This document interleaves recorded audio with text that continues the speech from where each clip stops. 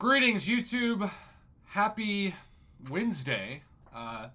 It's a happy Wednesday because Battlegrounds is going away for a week. And that might not make everybody happy. But personally, I think for me, it's really important to note that Battlegrounds is not like Alliance Quest. Alliance Quest is necessary, boring, forgettable, evil for glory.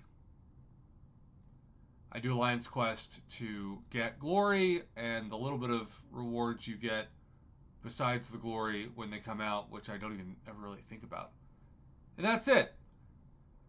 Battlegrounds, on the other hand, is something that was supposed to be the future of the game, and I think despite the bugs that first came out in Battlegrounds, it had a chance. It had a chance to be great.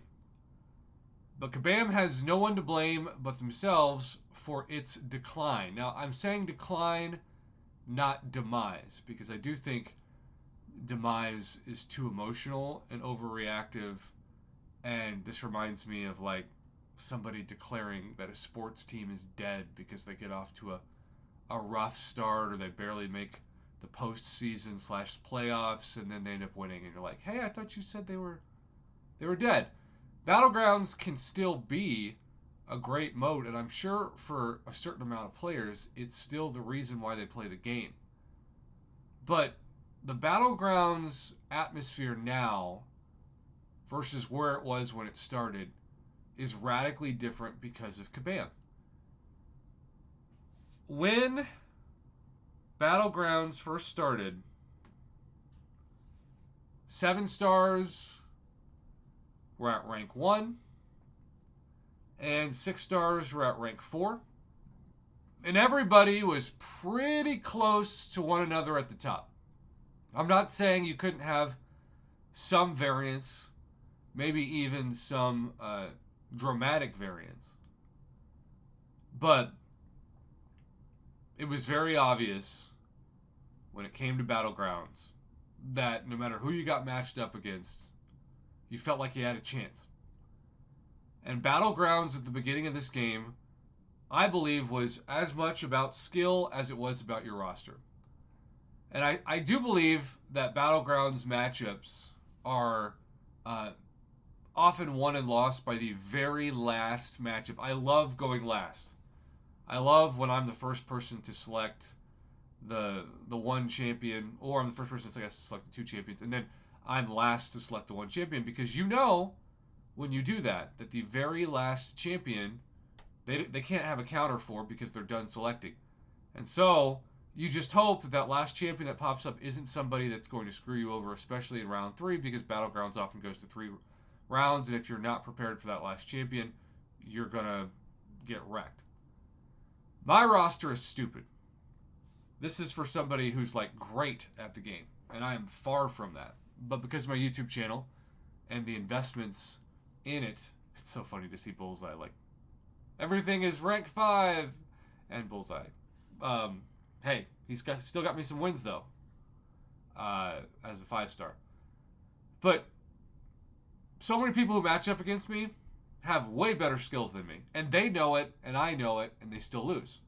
Because Kabam has their Paragon accounts, for example, be matched up against me, where they have a lot of... I sometimes get matched up against people who have a lot of 5 stars. And it doesn't look like it's some kind of like weird strategy to trick the algorithm. That's just the best champions they have for them. And there's nothing wrong with that. But when they get matched up against me, it's just instantly stupid. And the Kabam algorithm has to know that. And we're competing right now, and I know it's going to change for Valiant players, but we're competing right now for 6-star shards.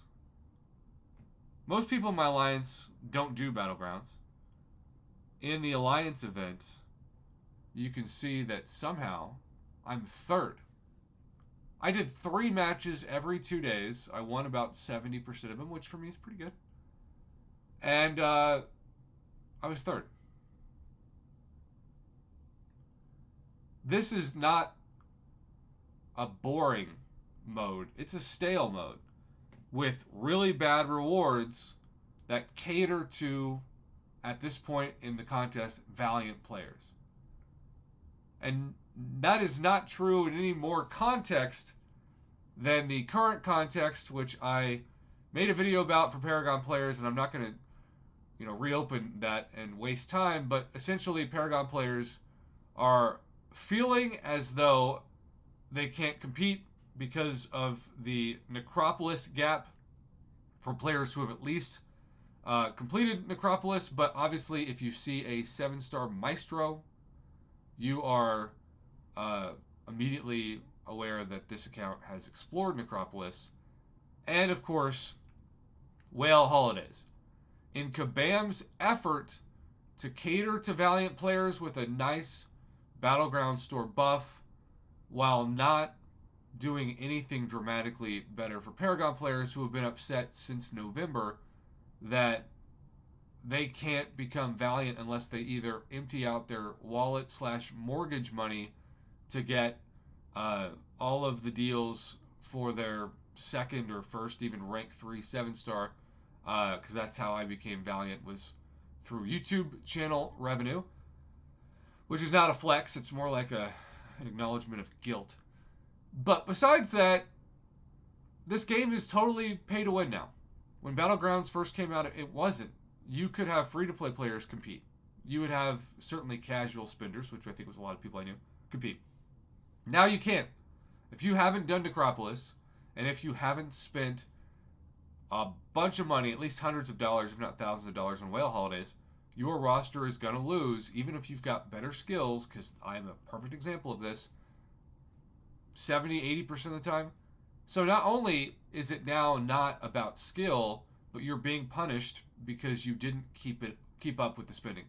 And years ago, we knew July 4th and Cyber Weekend were the 2 Whale Holidays, and there was a huge gap in between of free stuff, especially Summoner Appreciation Calendars. And it was a lot of money. It was about 700 American dollars per, but you kind of knew, because it was the same limits and the same prices for years, how much to save up, and you knew that you might be a little bit behind, but it wasn't going to be so bad that your skills couldn't make up for it. And I think that's what kept this game so fun for so long, was that you could beat people in Alliance War, and you could do okay in Alliance Quest, and with 5 stars, if need be. But your rank 3 6 stars with the right skills could beat up the rank 4 6 stars. Well, now you've got rank 3 6 stars going up against rank 3 7 stars. Good luck with that. It is so skewed to the whales that it's drowned everybody else. And Kabam didn't have to try to penny pinch so badly that they give us all of these extra holidays on top of Valiant players' ultimate advantage of guaranteeing a 6-star for spending $100 every 2 weeks in an early access bundle. That one shift made, say it with me, the economy of the game so imbalanced for Paragon players that it made Battlegrounds go from fun to tolerable to flat out unplayable. And when the future of your game is unplayable and the rewards suck, you have just caused so many players to not only stop wanting to play, but stop wanting to spend. And Kabam has no one to blame but themselves for this, because they got greedy. And in their greed, they left a lot of good players behind, and they didn't have to do it. And there are some good things that they did for free. And to be fair, for objectivity's sake, the 2-week Valentine's calendar was incredible, and it was free. But that calendar is not going to let you keep up in Battlegrounds with people who've spent thousands of dollars on those Whale Holidays and have cleared or certainly explored Necropolis. It's just the haves and the have-nots. It's the rich and the poor more than ever in this game. And the result is the demise of certain players' interest. Maybe not the demise of Battlegrounds itself, but sort of the decline of interest. And a decline of interest leads to a decline in spending, which leads to a decline in how many people play this game.